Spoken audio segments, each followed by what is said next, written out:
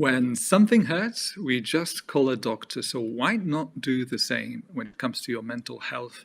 Here to talk to us about it, please welcome Justyna Bąba. Hello, Justyna. Hello everyone. Hello from Warsaw. Thank you for having me here.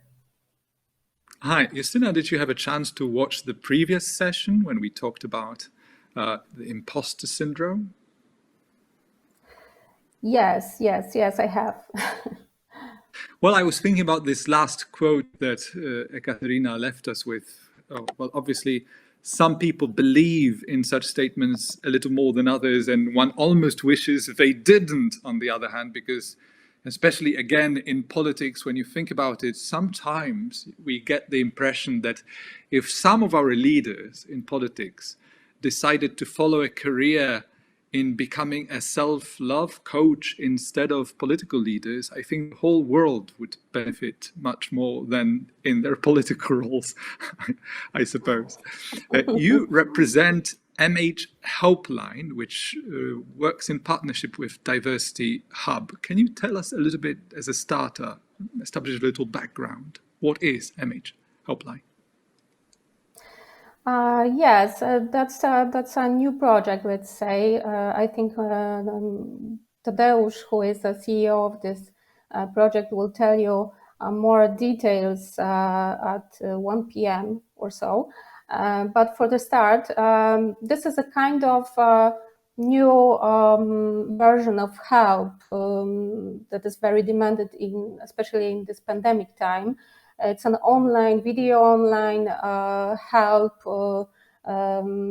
You can meet their psychologist or psychotherapists or coaches or mentors, and you can ask them for help during some mental crisis, especially mental crisis. But also, if you like, you can continue those meetings as psychotherapy, for example. So yeah, I think it's a great idea, and I'm very glad to be in this project. And the future of psychological mental health support appears to be just the right blend of the two worlds, online, or if we call it hybrid, and in-person experience. Is that the case? Yes, I think so. I think we don't have a specific choice here, especially during the pandemic time and after the pandemic time. I think such tools like mental health line and a remote access to psychologists, to psychotherapists will be the future. You can use it very fast. You can. Mm-hmm. Yeah, absolutely. Please finish. No, let's start. I think I'll tell you more about it further. Wonderful. I have a whole series of questions for you. To start with, where's the most important vulnerability area? Where does the mental health crisis really start? What are the most sensitive areas where we should expect a crisis emerging? Oh, that's a difficult question because, mental crisis can affect any of us. It's a very democratic issue. Unlike severe mental disorders, it can happen at any time at work or in our family life. All you need is a more difficult situation, in fact. So the most vulnerable areas, of course, it's an area of our emotions, but mental crisis, it's something different. You can, for example, experience some difficult situations like death of someone close or losing a job.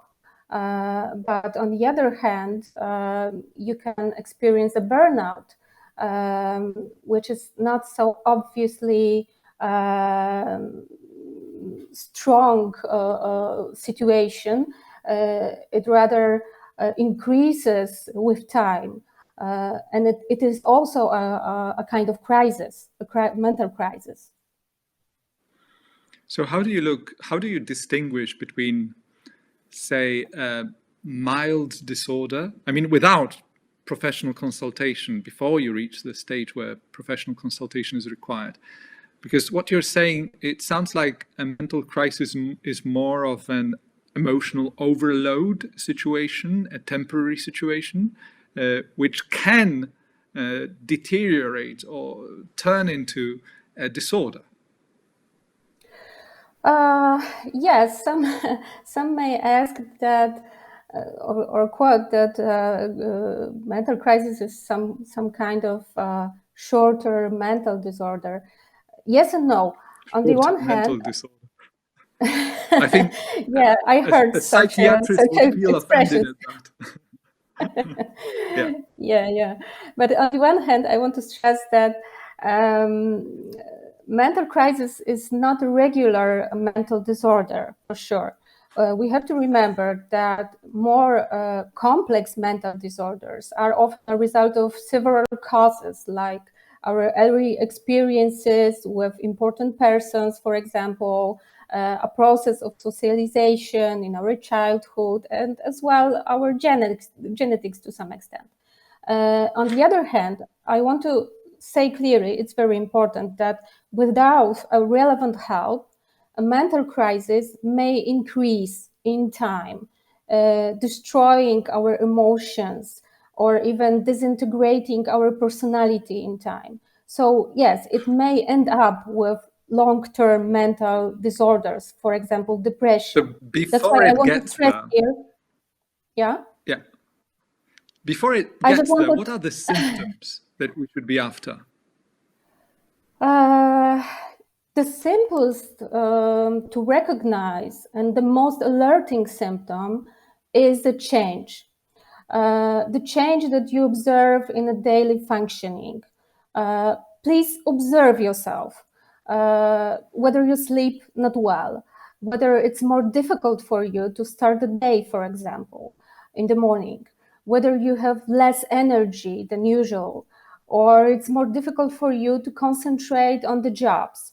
Observe also the emotional changes, such as more frequent anxiety, or irritation, or mood changes, or more severe symptoms, of course, like panic attacks or growing sadness. I want to stress that it's very important to reach for help immediately. And one more thing I want to state clearly, a crisis trigger doesn't have to be very strong. It doesn't have to be obvious. I said about something about burnout symptoms. First, you cope well with your professional duties, but with time, you start to feel more and more exhausted. You experience a lack of motivation, you feel more and more distant from your job. And at the end, you are working almost like a machine, or you are not able to get up and go to the work at all. But the crucial question for me... Are we trying to solve problems with steering towards addictions, like becoming a workaholic? Yes, sometimes, of course, sometimes. I think the first issue and the most important issue is that we are trying to cope with everything on our own. We are ashamed to ask for help. I think it's a most important issue to stress here. We should just consult our state right away when we feel bad. And I think that's a crucial question. Why don't we call a psychologist just like we call an emergency? It's like you have got an accident, for example. Now you have a wound, you're bleeding severely, but you won't go to a hospital. You just arrive at work with bleeding leg? I don't think so. It sounds like madness. It is a real madness. But I'm afraid this analogy doesn't really work in full. I mean, it's very easy to look at things like that, but it doesn't incorporate all the key factors, like our sense of pride and sense of independence, the fact that we mostly feel, yeah, we can handle it over time, we will solve it, it will make us feel a little too immature if we cannot handle something like this. So there are various excuses that people tend to come up with. I mean, look at people who are addicted to various across this full spectrum of types of addictions. They all address it with the same series of excuses.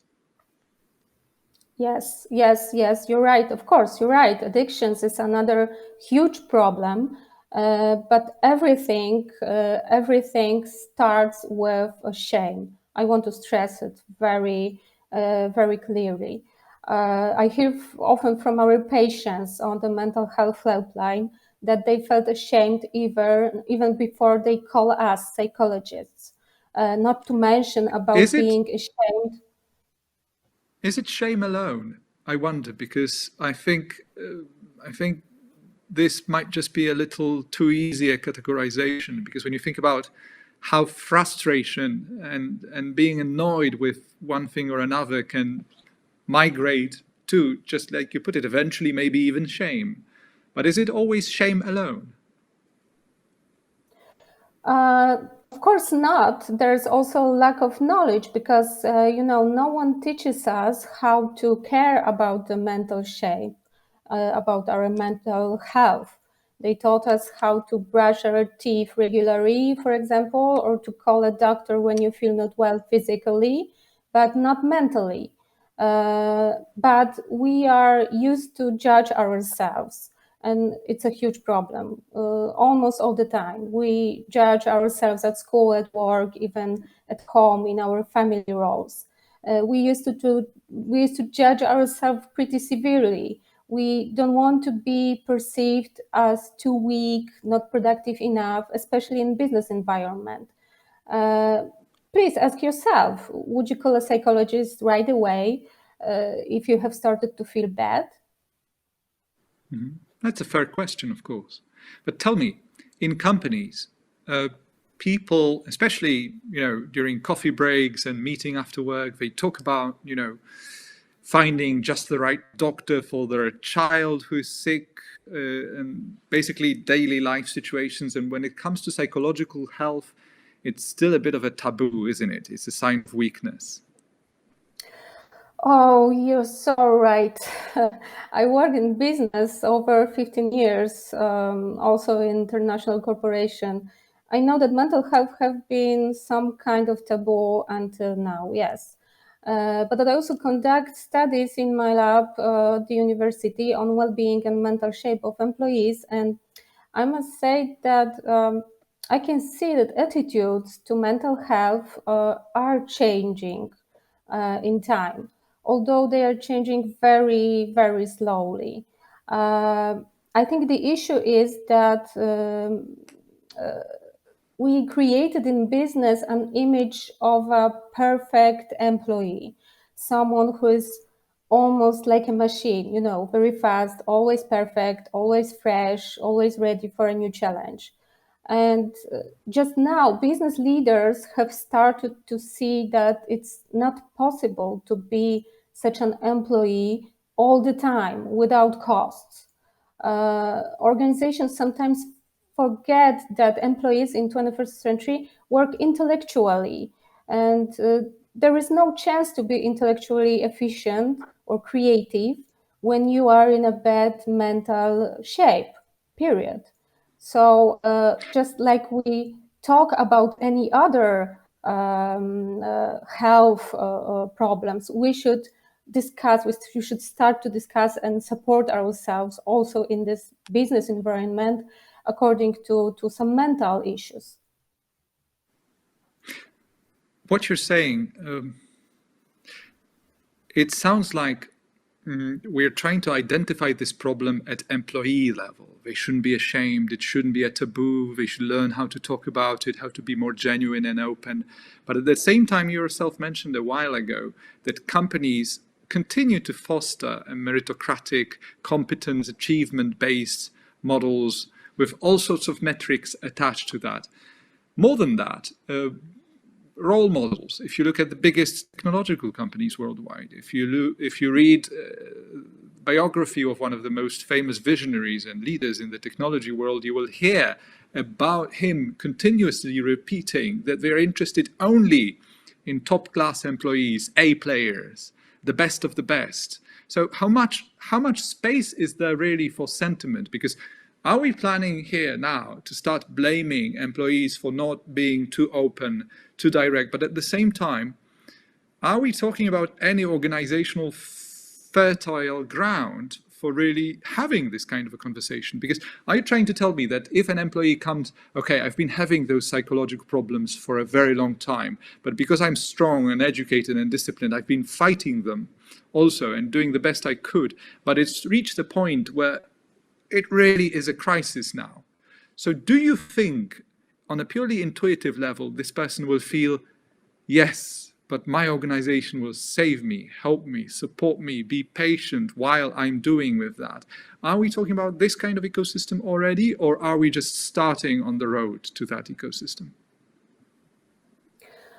Oh, definitely not. I think it's a long path to such a great point.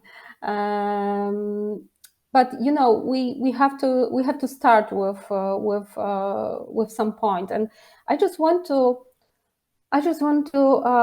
say here that we all remember, according to business leaders that you mentioned, that business leaders decided to implement procedures that prevented from physical accidents at work, at workplace, at factories.